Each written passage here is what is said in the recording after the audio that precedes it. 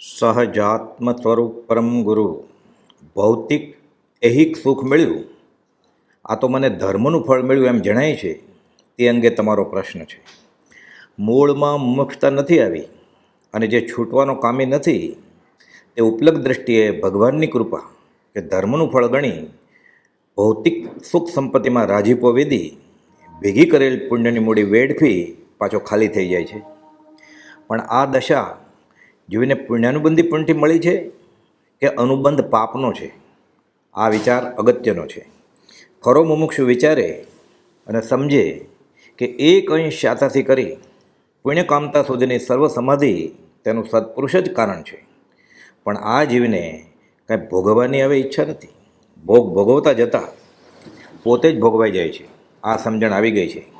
તેથી એ ઘર ગૃહસ્થીમાં પણ ઉદાસીન ભાવે પ્રવૃત્ત હોય. અહો સમદ્રષ્ટિ આત્મા કરે કુટુંબ પ્રતિપાળ, અંતર્ગત ન્યારો રહે યુદ્ધાવ ખીલાવે બાળ.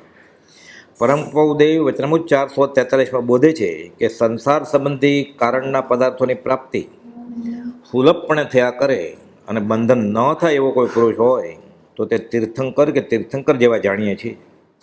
પણ પ્રાયે એવી સુલભ પ્રાપ્તિના જોગથી જીવને અલ્પકાળમાં સંસાર પ્રત્યેથી અત્યંત એવો વૈરાગ થતો નથી અને સ્પષ્ટ આત્મજ્ઞાન ઉદય થતું નથી. વચનામૃત 447માં બોધ્યું કે સંસારના પ્રસંગોમાં ક્વચિત જ્યાં સુધી આપણને અનુકૂળ એવું થયા કરે છે ત્યાં સુધી તે સંસારનું સ્વરૂપ વિચારી ત્યાગજોગ છે એવું પ્રાય હૃદયમાં આવું દુર્લભ છે. ધર્મ એ તો અચિંત્ય ચિંતામણી છે. ધર્મથી સુખ જ મળે. ચિંતામણી રત્ન પાસે જે જોઈતું હોય તે મળે. ધર્મની ક્રિયા કરી આ જીવ માંગશે તે મળશે, પણ સહજ જ જે મળવાનું હતું તેથી ઘણું ઘણું ઓછું હશે અને વળી તે પણ છેવટે તો દુઃખનું કારણ થઈ પડશે. પૂજ્ય બ્રહ્મચારી લખે છે, માગ્યું સુરતરું સુખ દે ચિંતામણી પણ તેમ, વીણ માગે વીણ ચિંતવે સુખ દે સુધર્મ પ્રેમ. શીતળ ચંદનથી પણ ઉપન્યો અગ્નિદહે જેમ વનને રે, ધર્મજનિત પણ ભોગ ઇહા તેમ લાગે અનિષ્ટ તે મનને રે. 8 દ્રષ્ટિની સજ્જાઈમાં 5મી દ્રષ્ટિની આ 5મી ગાથામાં છે કે ખરા મુમુક્ષુને તો ધર્મજનિત ભોગ પણ અનિષ્ટ લાગે.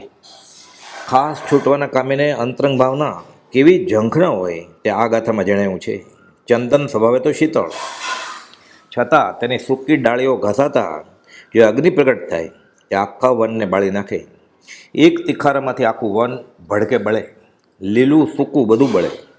તેવી રીતે ધર્મના આરાધનથી પ્રાપ્ત થયેલા પુણ્ય અને તે પુણ્યમાં મળેલ 5 ઇન્દ્રિયના વિષય ભોગ સાંસારિક સુખો આ દ્રષ્ટિવાળાને અનર્થનું કારણ અનિષ્ટ લાગે છે. તેમાં લેપાય નહીં. ધર્મનું ફળ ऐहिक ભોગ, ऐहिक ઉપભોગની સામગ્રી નહીં. ધર્મનું ફળ તો સંયમ અને છૂટવાનું છે.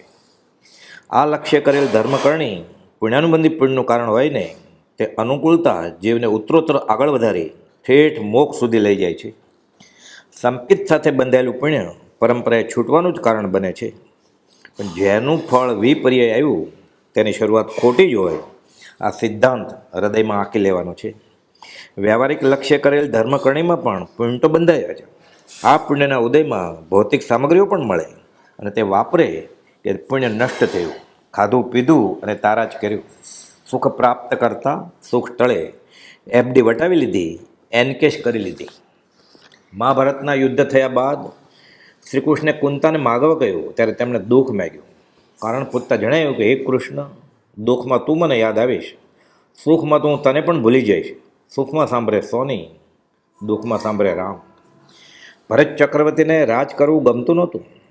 બધી જોગવાઈ હતી, પણ ઋષભનાથ ભગવાનને પ્રાર્થના કરે છે કે આ સંસારે હું હજી ડૂબ્યો, પામ્યો ન કેવળ જ્ઞાન. ક્યારે ક્યારે હે પ્રભુ આપશો આ બાળકને ભાન. પોકાર કરે છે ભાર ઉતારો ગહન ભવચક્રનો, ગમતા નથી આ ભોગ અને એકલો અટુલું રે રડવડું રાજ્યમાં દુઃખી અંધા સમાન. પ્રાર્થના કરે છે કે દીધું આપે રે આ ભૌતિક રાજ્ય, આ દ્યો હવે કેવળ જ્ઞાન. પરમ કૃપાદેવ જ્યારે ધંધો વધ્યો, નામના કીર્તિ ગાજી તેને તો કારમો ઉદય કહે છે, પરિગ્રહ પ્રપંચ તરીકે તેને ઓળખાવે છે. વચનામૃત 454માં અને વચનામૃતના પાના 691માં કૃપાદેવ બોધ્યું છે કે સ્પષ્ટ પ્રીતિથી સંસાર કરવાની ઈચ્છા થતી હોય તો સમજવું કે જ્ઞાની પુરુષને તેણે જોયા જ નથી, જ્ઞાની પુરુષના વચનો તેણે વાંચ્યા જ નથી. જે પ્રકારે પ્રથમ સંસારમાં રસરહિત વર્તો હોય તે પ્રકારે જ્ઞાનીનો યોગ થયા પછી વર્તે નહીં. સંસાર સ્પષ્ટ પ્રીતિથી કરવાની ઈચ્છા થતી હોય તો તે પુરુષે જ્ઞાનીના વચન સાંભળ્યા નથી અથવા જ્ઞાની પુરુષના દર્શન પણ તેણે કર્યા નથી એમ તીર્થંકર કહે છે. જ્ઞાની પુરુષના વચનને સાંભળ્યા પછી સ્ત્રીનું સજીવન શરીર અજીવનપણે ભાસાવીને રહે નહીં. ખરેખર પૃથ્વીનો વિકાર ધન આદિ સંપત્તિ ભાસાવીને રહે નહીં. વચનામૃત 414માં કૃપાળુએ બોલ્યું છે કે જ્ઞાની પુરુષને મળીને જે આત્મભાવે સ્વચ્છંદપણે કામનાએ કરી, રસે કરી, જ્ઞાનીના વચનની ઉપેક્ષા કરી અનુપયોગ પરિણામી થઈ સંસારને ભજે છે તે પુરુષ તીર્થંકરના માર્ગથી બહાર છે એમ કહેવાનો તીર્થંકરનો આશય છે. અને વચનામૃત 729માં બોધ્યું કે લોક દ્રષ્ટિમાં જે વાતો કે વસ્તુઓ મોટાઈવાળી મનાય છે તે વાતો અને વસ્તુઓ, દાખલા તરીકે શોભાયમાન ગૃહાદિ આરંભ એટલે મોટા ઘર, આલિશાન બંગલા વગેરે, અલંકાર આદિ પરિગ્રહ એટલે ઘરેણાં, જર ઝવેરાત, લોકદ્રષ્ટિનું વિચક્ષણપણું અને લોકમાન્ય ધર્મ શ્રદ્ધાવાનપણું આ તો પ્રત્યક્ષ ઝેરનું ગ્રહણ છે. આ ન સમજાય ત્યાં સુધી વૃત્તિનું લક્ષ્ય થાય નહીં. સત્યનું જ્ઞાન થયા પછી મિથ્યા પ્રવૃત્તિ ન ટળે એવું બને નહીં. કેમ કે જેટલે અંશે સત્ય પરિણમ્યું તેટલા અંશે તે સત તરફ વળે. ભોગમાં એ રાજીપો ન વેદે, પરિગ્રહ વધારી કર્મનો ભાર વધારે નહીં, પ્રાપ્ત સાધનમાં પણ ઉદાસીન રહે. ધર્મકર્ણીના ફળરૂપે મળેલ લક્ષ્મી હવે વેરી ન દે, અપાત્ર દાન અને કુપાત્ર દાન કરી અધોગતિ નોતરે નહીં. ધર્મસ્થળોમાં પણ સખાવત કરી તે ભૌતિક એશ આરામના સાધનો વધારવા માટે નહીં, દાખલા તરીકે એર કન્ડિશનર, ઠંડા પાણીના મશીન વગેરે વગેરે.